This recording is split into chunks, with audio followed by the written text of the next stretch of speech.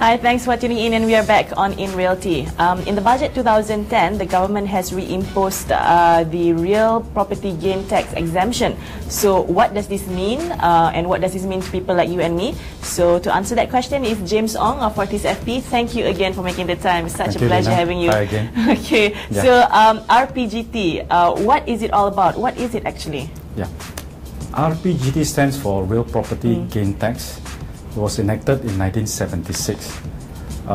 Last year, there was a special order, we call it Order 2009, which came in effective in 1st January 2010.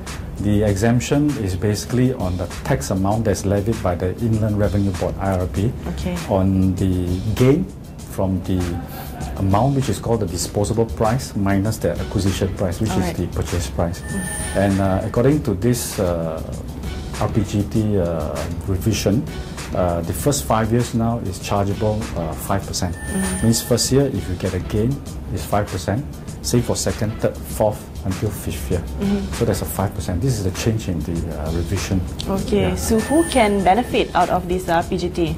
RPGT is applicable for personal or individual residential properties only. So in other words, it's like a house, a condominium, a bungalow.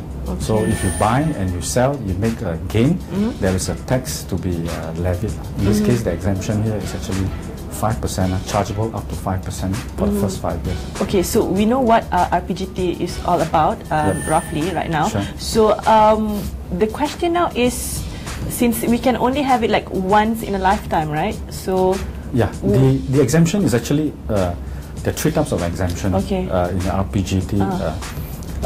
The once in a lifetime is actually one of it, meaning that if you buy a property in any of your timeline in your life, that if you buy a property and you make a gain, you can actually apply for exemption.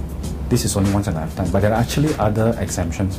Exemption for RPGT also, there's another one which is actually gifts. Gifts is, let's say, a property is given from a father to a child. Inheritance. Inheritance, more like a gift. Okay. As a gift. And also a gift between spouses. Means husband give to wife, wife give to husband, or grandfather give to grandchild. So this is actually under the gift part. Okay. So you have gift, then as you mentioned earlier just now, the other one is actually once in a lifetime. And with this revision, there's also exemption of 10,000. or 10% of the chargeable gain. If you don't mind, I'll illustrate an example for you. Let's say I buy a property and I bought it at 100,000. I sell it at 200,000. I actually make 100,000. But with this exemption, we call it the 10% or 10% or 10,000. So actually you gain 100,000. But 10% of 100,000 is actually 10,000. So 100,000 the gain, you minus the 10,000, left 90,000. This 9,000 is actually subject to the 5% tax.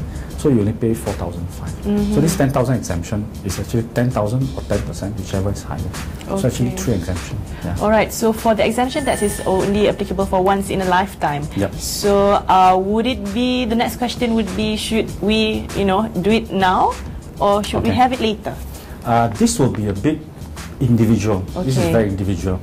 If a person were to buy a property, let's say 100,000 ringgit, then sell at 200,000 ringgit, there will be actually 100,000 ringgit gain. So it depends on the tax at that time. But this is applicable, it depends on individual in the sense that, let's say, if I do not use it, so one has to foresee the future. A lot of people, what they do is they wait a little bit. If they're advised properly, what they'll do is they wait for them when they buy a bungalow. So the bungalow, let's say, is 2 million. So they sell it maybe in 5 years' time, 10 years' time, it could be 10 million. So can you imagine the quantum?